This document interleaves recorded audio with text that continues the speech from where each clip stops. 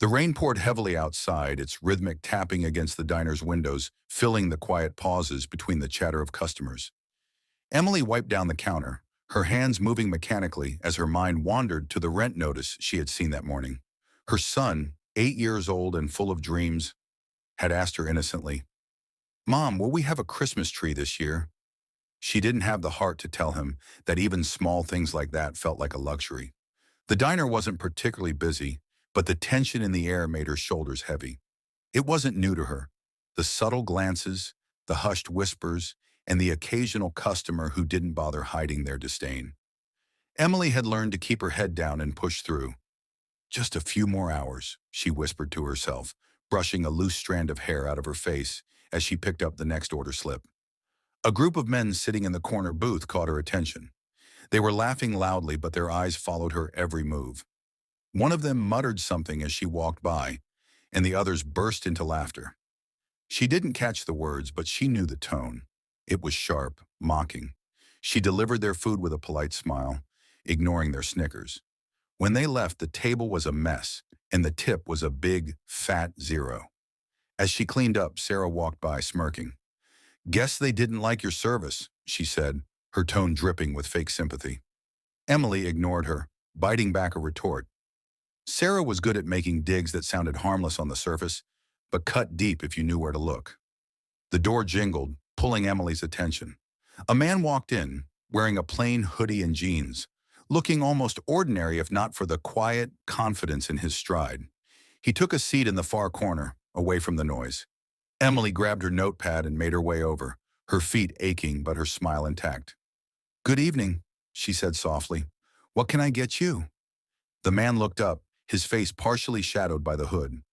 "Just coffee and a slice of pie," he said. His voice was calm, almost casual, but there was something in the way he spoke that made Emily pause for a second longer than usual. She nodded and went to get his order, feeling the weight of his gaze following her for a moment. As she placed the coffee and pie in front of him, he asked, "How long have you worked here?" Emily hesitated. It wasn't an unusual question, but it felt personal coming from him. "A few years," she replied, keeping her tone neutral. He nodded, stirring his coffee slowly. "Tough job, isn't it?" She shrugged. "It pays the bills." He didn't press further, but his eyes seemed to study her, as if trying to read a story she wasn't ready to tell. The diner began to buzz as whispers spread.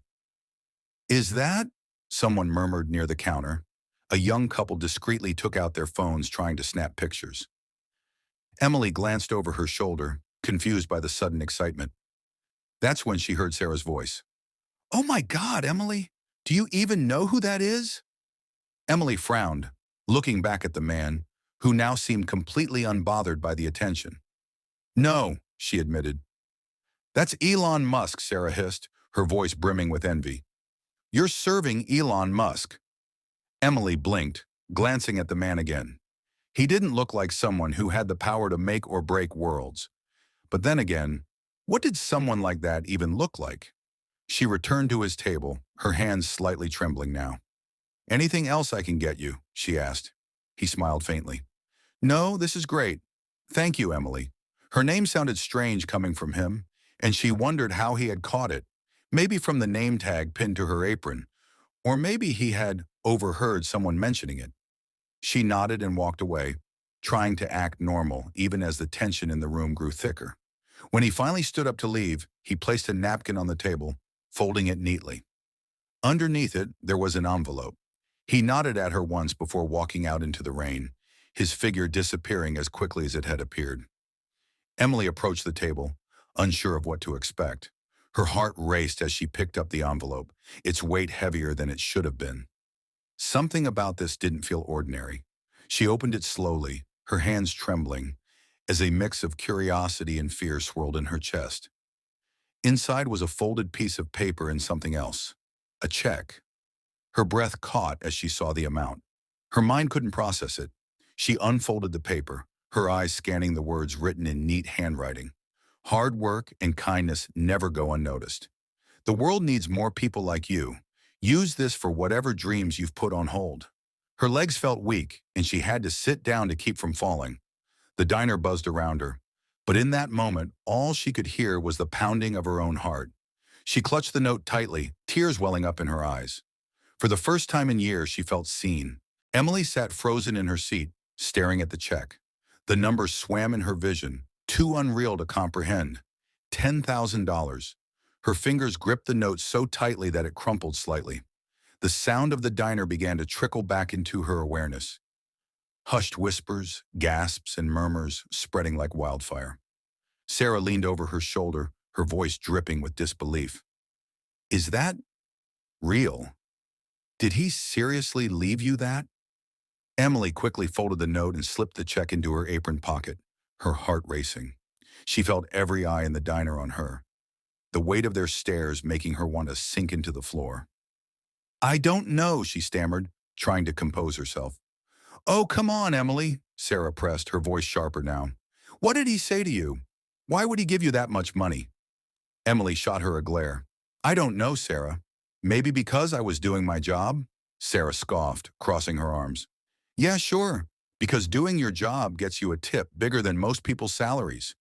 Don't act like this is normal. She stormed off, muttering loud enough for others to hear.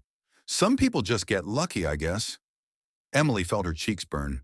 She wanted to feel happy, to feel grateful, but the weight of everyone's judgment and jealousy crushed her. She looked around and saw the way people were staring, some in awe, others with suspicion. A couple sitting by the window whispered to each other, their eyes darting toward her. That can't be real, the man said. Why her? The woman replied. The comments began to snowball, whispers turning into murmurs, murmurs into quiet accusations. Emily hurried to the kitchen, hoping for a moment to herself.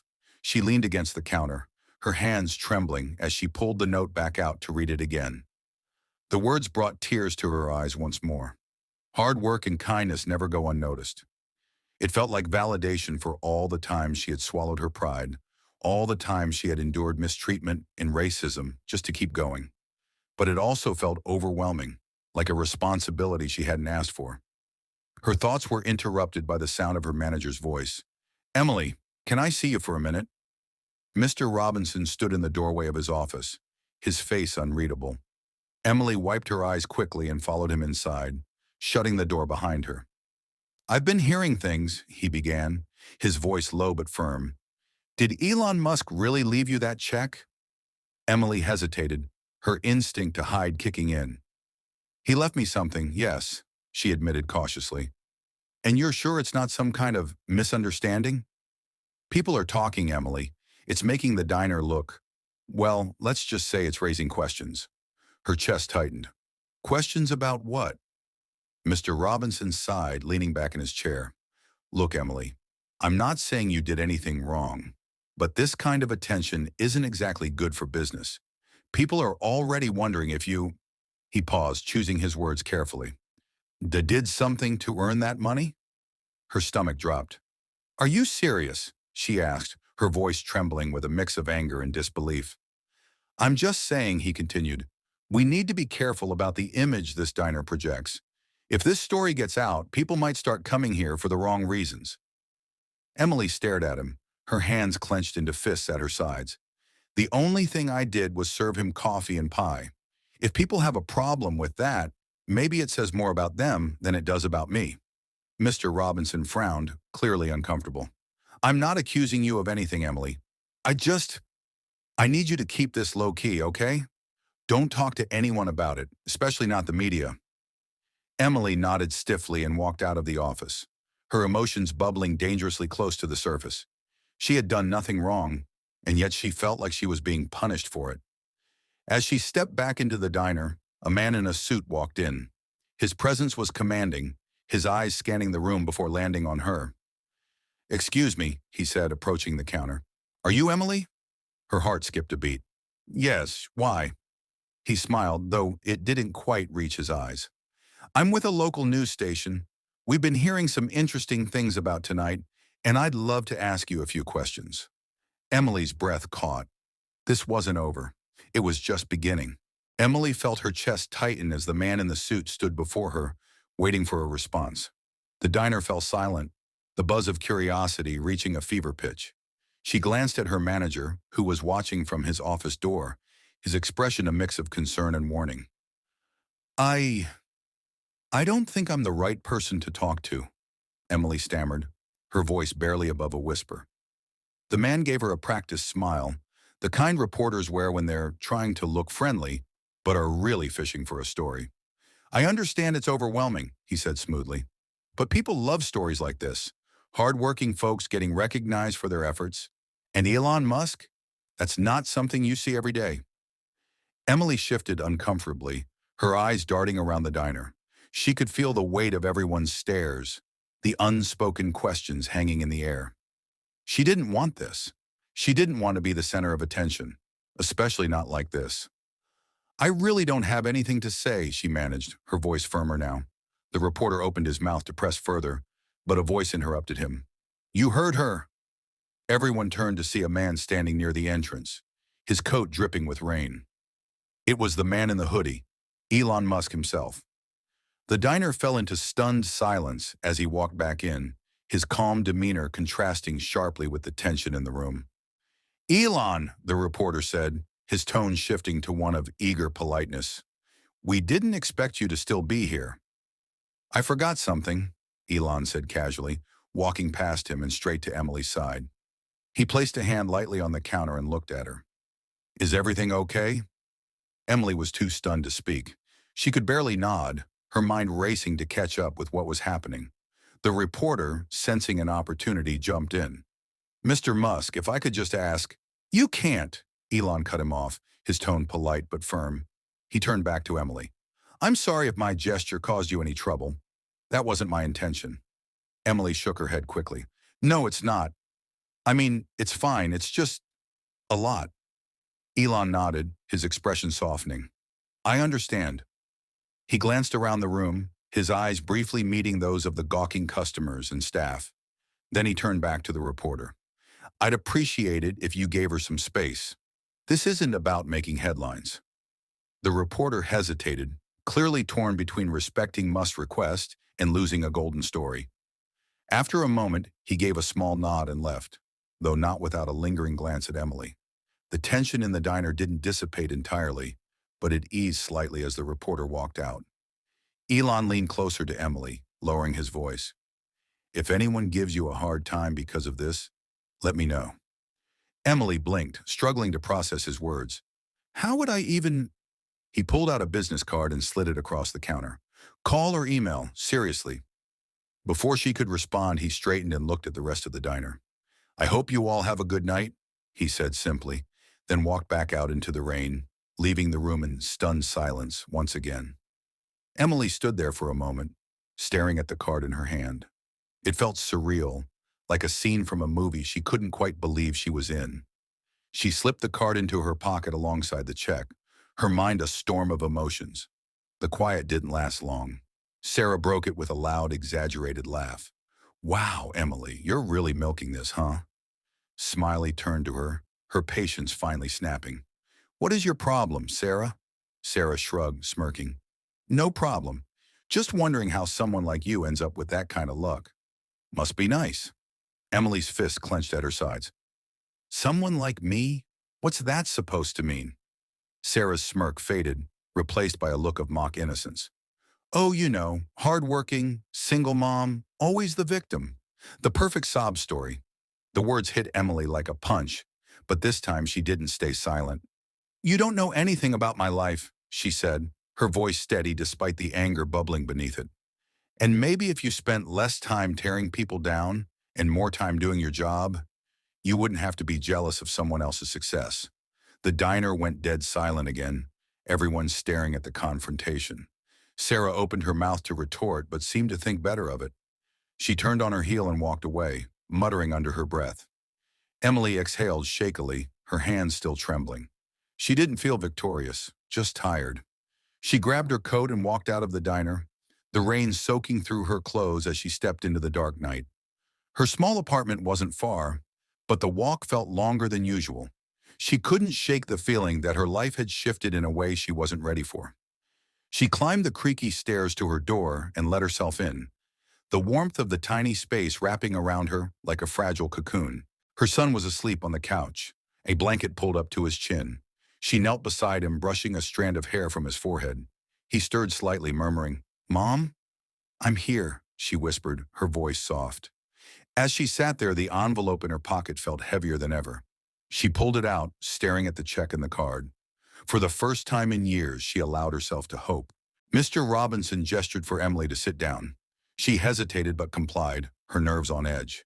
He leaned forward, clasping his hands together.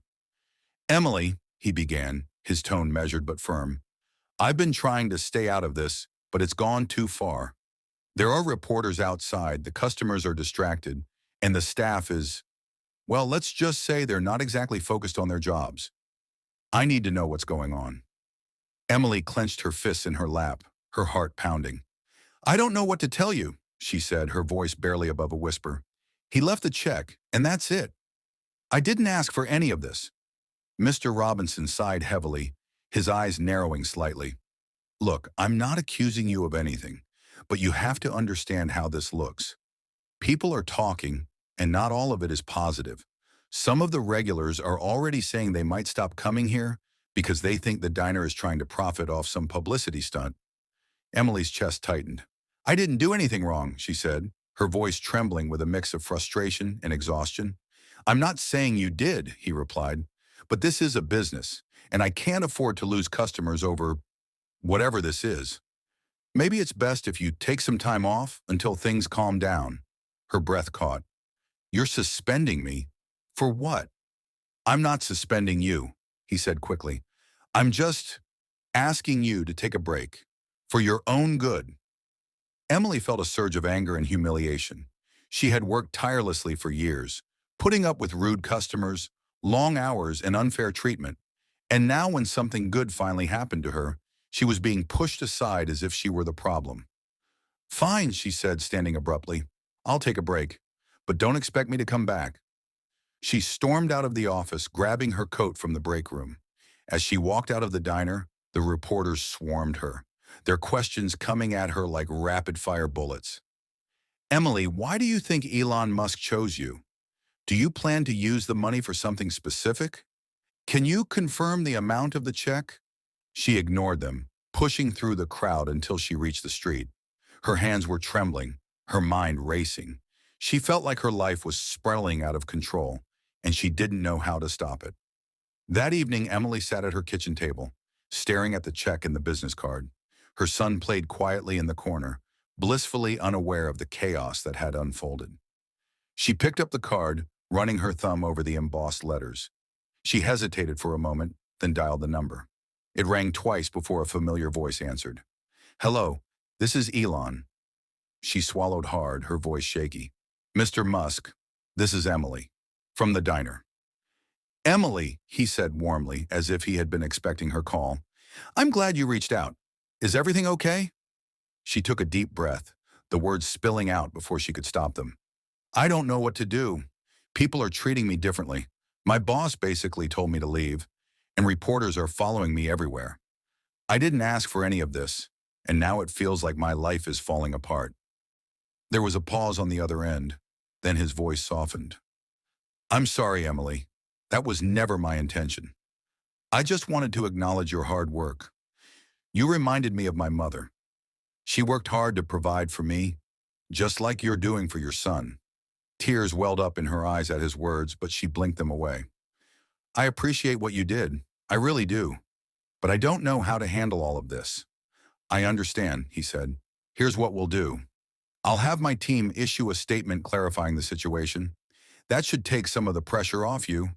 And if there's anything else you need, legal help, financial advice, don't hesitate to reach out." Emily hesitated. "Why are you doing this for me?" "Because people like you deserve to be seen," he said simply.